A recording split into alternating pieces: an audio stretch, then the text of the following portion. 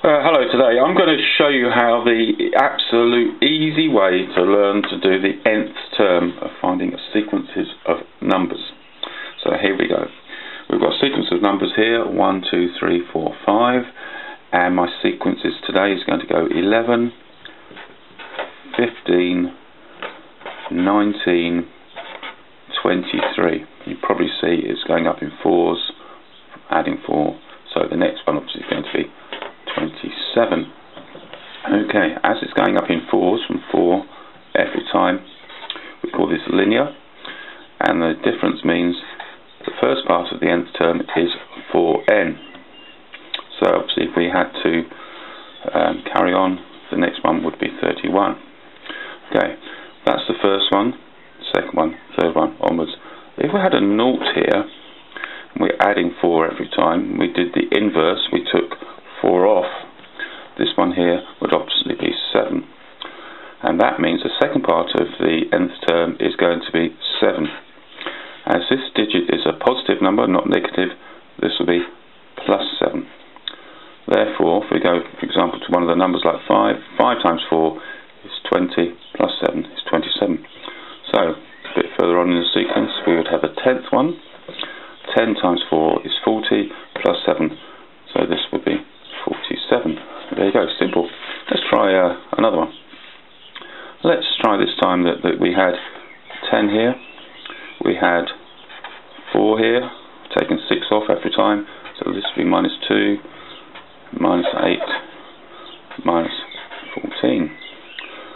So, probably guess now that the difference is 6, so the first part of the nth term is now 6n. Under naught, we're now, as it's going down 6, this will be 16, and this part would be plus 16. So the nth term is, for this sequence, 6n plus 16. For example, 5 times 6 is going to be 30 plus 16. So you're thinking to yourself, why is that not working? Well, the reason is, as it's going down, we need to remember that this will be a negative, so it's minus 6n. So now, 5 times 6 is minus 30, plus 16 is going to be minus 14. So therefore, the 10th one up here would be minus 60, plus 16 is going to be 44.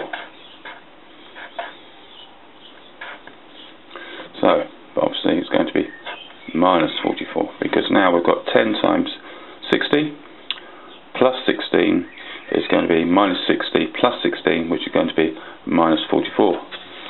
Now, that's the way it goes. Now, a really good way, interesting way of playing a game for this, when I'm with students, is putting a range of numbers up here in no particular order, and saying, well, in my head today I'm going to make up a rule. So the rule is that under 6 we now have 18.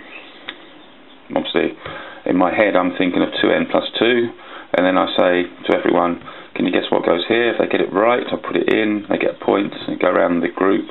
If no one gets it in, I put it in. Obviously, I'll put then in 6, and carry on. So 1 times 2 is obviously 2, plus 2 is going to be 4. 0 times 2 is obviously 0, plus 2 is 2. 4, by now, normally they've probably got it, so 4 times 2 is 8, plus 2 is 10. 22. Got a minus 2 here now, and that's going to be minus 4, plus 2 is going to be minus 2 as well. Bob's your uncle. That's the nth term, and for obviously this one it is 2n plus 2. Remember, if the numbers are going up, this will stay positive.